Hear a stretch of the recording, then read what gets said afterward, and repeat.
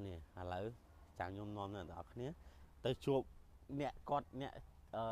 មើលថែនៅនឹង Hello អូន Hello អូនេះបាទអ្នកគាត់អ្នកគាត់អ្នកគាត់អ្នកនៅមើលថែចកាមកនៅនឹងហើយឥឡូវគាត់នាំមកមើលនេះអូយ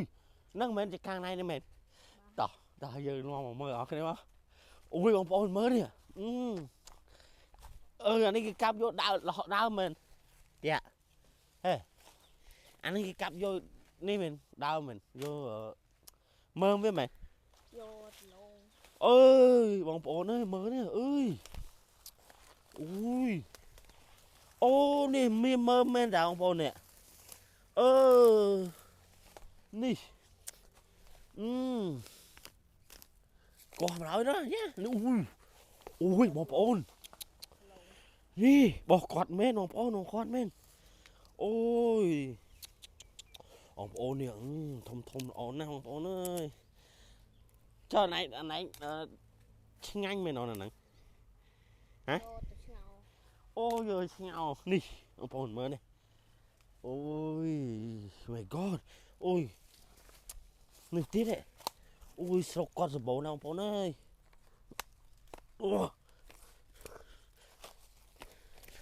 នេះមកចូលណាទេបងប្អូនអើយនេះអើយមែនតា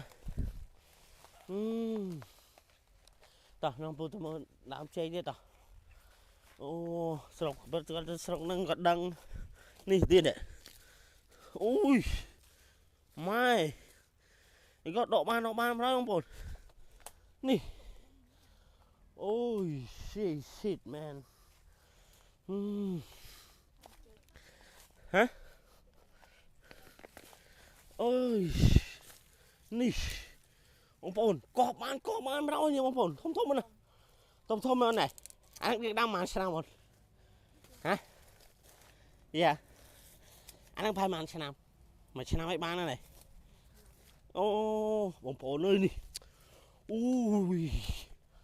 បងប្អូនខ្ញុំឃើញចង់បានបងប្អូនអើយនេះមើលអូយបាយខ្ទេចអូយ my god នេះបងប្អូនអើយតោះបងប្អូនមកយើងមើលទៀតអូ